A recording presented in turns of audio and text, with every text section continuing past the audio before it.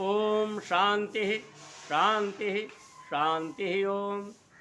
मित्रों, आज मैं एक ऐसे व्यक्ति के बारे में आपसे चर्चा करूँगा कि जो कुछ लोगों के बहकावे में आकर के कितना नीचे गिर गया कि अपना सब कुछ खो बैठा, जो नफ़रत फैलाता था और बाद में चल कर के शांति पाठ करने लगा।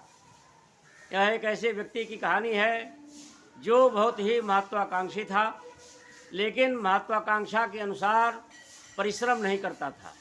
बहुत से लोग होते हैं जो महत्वाकांक्षी तो होते हैं,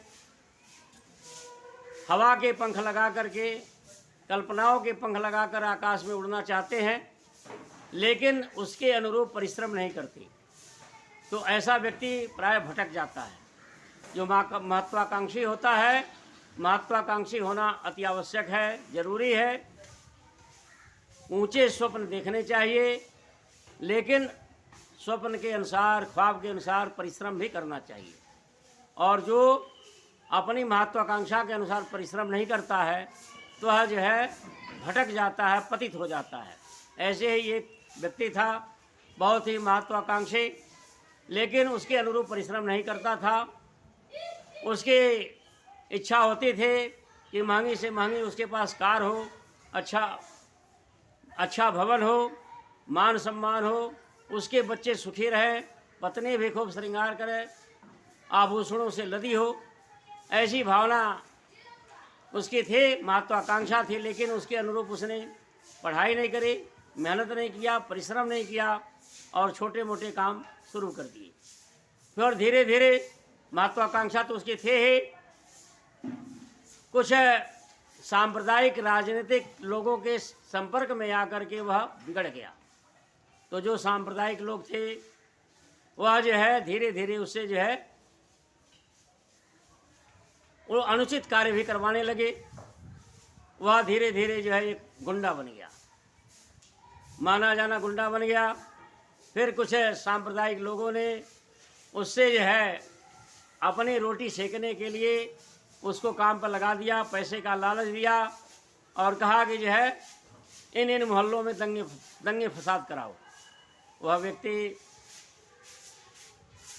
पैसे ले करके अपने गुर्गों को लगा दिया कि जाओ इस मोहल्ले में दंगे कराओ, उस मोहल्ले में दंगे कराओ, कोई न कोई कारण ऐसा बनाओ कि दंगा फसाद हो जाए। अब उसके जितने चेले थे इस काम में लग गए।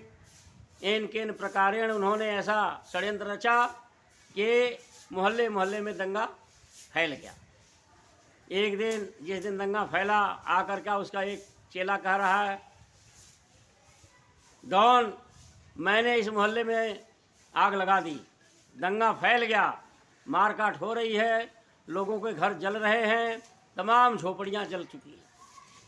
फिर उसके बाद तब दूसरा व्यक्ति आता है, उसका दूसरा चेला आता है, वो भी कहता है, डॉन, मैंने इस मोहल्ले में भी आग लगा दी, वहाँ पर भी है गरीबों की झोपड़ियाँ जल रही हैं, मजदूर जो है कई मजदूर मारे गए, कई झोपड़ियाँ जल गई, आग लग चुकी है।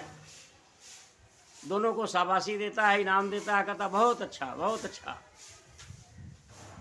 तब तक एक तीसरा व्यक्ति हाँफता हुआ कांपता हुआ आता है, कहता है, डॉन, बहुत बुरा हुआ। तो डॉन जो है चिल्लाता, कहता है, नालायक, क्या अच्छा क्या बुरा हुआ, ऐसी बातें उल्टी क्यों कर रहे हो? दंगा हुआ अच्छी बात है, हम दंगा कराने के ही पैसे लेते हैं। कहता, नहीं महाराज, अरे बड़ी दुख की बात है। तो वो सोच तो हकबका जाता है, कहता, अच्छा बता, जल्दी बता, क्या दुख की बात है? कहा, उस मोहल्ले में जहाँ मॉल है, उस मॉल में आपकी बीवी अपने बच्चे को लेकर के मार्केट करने गई थी, वहाँ दंगा हुआ और वे दंगे की चपेट में आ गए, दोनों मारे गए। जैसे सुनता है वह दंगा फसाद कराने वाला नफरती, उसकी तो जो है बेहोश खा करके गिर जाता है। उसके चेले उसको पानी वानी का छींटा मारते हैं। थोड़ी देर के बाद जब होश आता है, चिल्लाने लगता है, कहाँ है मेरा बेटा, कहाँ है? तू झूठ बोल रहा है, ऐसा नहीं हो सकता। अरे मैं तो दान भी करता हूँ, मैं तो यहाँ यहाँ इस प्रकार से ऐसे ऐसे दान करता हूँ, गरीबों को खाना खिलाता हूँ, यहाँ देता हूँ, वहाँ देता हूँ, सबको देता हूँ। तो कहते हैं नहीं महाराज, आप तो सब करते हैं, लेकिन दुख की बात है कि आपके जो है पति और बच्चे दोनों हॉस्पिटल में हैं। चलो, रोते बिलखते जाता है तो देखता है कि जो है अधजली लाश पड़ी हुई है। डॉक्टर जो है मृत घोषित कर दिए, वहाँ भी हो गस खा कर के गिर जाता है, और उसके बाद उसको पता ही नहीं, दोनों पत्नी का बच्चे का जो है दाह संस्कार हो जाता है। अंतिम क्रिया होने के बाद वह जो है गुमसुम हो जाता है। फिर अंत में जो है पछताने लगता है कि मैं क्यों सांप्रदायिक लोगों के चक्कर में आया, दंगा फसाद क्यों कराया, दूसरे को घर क्यों उजाड़ा, आग क्यों लगाई, आज मेरा ही आग घर जल गया। बहुत पछताने लगता है कि मेरा एक ही बेटा था, मेरी आंखों का तारा, दुलारा बेटा, जिसको देकर मैं जीवित रहता था, जिसको इतना प्यार करता था, वह जब घर आता था तो अपने बच्चे से लिपट जाता था, उसका कितनी बार चुम्बन लेता था और अपने पास ही सुलाता था। लेकिन अब जो है उसकी दुनिया उजड़ चुकी है, सब कुछ लुट चुका है। अब उसको जो है बड़ी बड़ी गाड़ियाँ, बड़ा अच्छा मकान और सारी सुख सुविधाएँ जो है उसको काटने दौड़ती हैं। ऐसा उसका जीवन हो गया कि जो है ये सारी की सारी बातें, सारी सुख सुविधाएँ उसको जो है ओछी लगने लगती हैं, काटने को दौड़ती हैं। और अंत में जो है वो गांधी को याद करता है, कहता है बापू का रास्ता ठीक था, मैं भटक गया, उसका फल मुझे मिल गया। तो अब जो है इस प्रकार से उसके जीवन में परिवर्तन आता है और वह शांति पाठ करने लगता है। तो मेरे मित्रों, इस घटना से उन धूर्त लोगों को, सांप्रदायिक लोगों को, जो समाज में नफरत फैलाते हैं, ईर्ष्या द्वेष फैलाते हैं, आग लगाते हैं और इन आगों में गरीब मजदूरों को जो फूंकते हैं, उन गरीब मजदूरों की हाय, एक उर्दू की कहावत, आह गरीबी कहर खुदाई।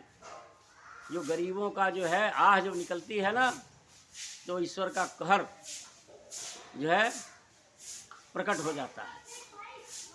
तो मित्रों, इन बातों से हमें सबको सबक लेनी चाहिए, शिक्षा लेनी चाहिए। समाज में जो नफरत फैलाते हैं उनसे दूर रहना चाहिए। हमें करुणा दया धर्म का प्रचार करना चाहिए। धर्म जो है मानवता सिखाता है, करुणा दया प्रेम को ही धर्म कहते हैं। तो इस प्रकार से एक सांप्रदायिक व्यक्ति के जीवन में बड़ा भारी परिवर्तन आता है। एक उसके पुत्र के निधन के बाद, उसके पत्नी के निधन के बाद वे सांप्रदायिक लोग भी आते हैं, लेकिन वह जो है उनसे अब नज़रें चुरा लेता है, हाथ जोड़ लेता है, कृपया आप लोग हमारे यहाँ से चले जाइए। आप लोगों के चक्कर में आकर के मैंने जो है गरीबों का घर फूका, आज मेरा ही घर फूक गया। तो मित्रों, जो इस प्रकार की सोच रखता है, समाज में ईर्ष्या द्वेष नफरत फैलाता है, निश्चित रूप से कभी न कभी वह भी इसकी चपेट में आ जाएगा। इसलिए हमें भाईचारा सौहार्द का प्रचार करना चाहिए, प्रेम का प्रसार करना चाहिए, सबसे प्रेम करना चाहिए, ईर्ष्या द्वेष से दूर रहना चाहिए। महात्मा गांधी का रास्ता, जो एक राजनीतिक महात्मा गांधी, महात्मा तो थे ही, एक राजनीतिक व्यक्ति थे, उन्होंने सबको मिलजुल कर रहने का रास्ता बताया। उस रास्ते पर चल करके ही भारत की उन्नति संभव है, नहीं तो अशांति से, जिस प्रकार से वह सांप्रदायिक व्यक्ति का नाश हुआ, उसी प्रकार से जो भी इस रास्ते पर चले उसका नाश हो जाएगा। तो मित्रों, इस घटनाओं से हमें सबक लेनी चाहिए। इति ओम।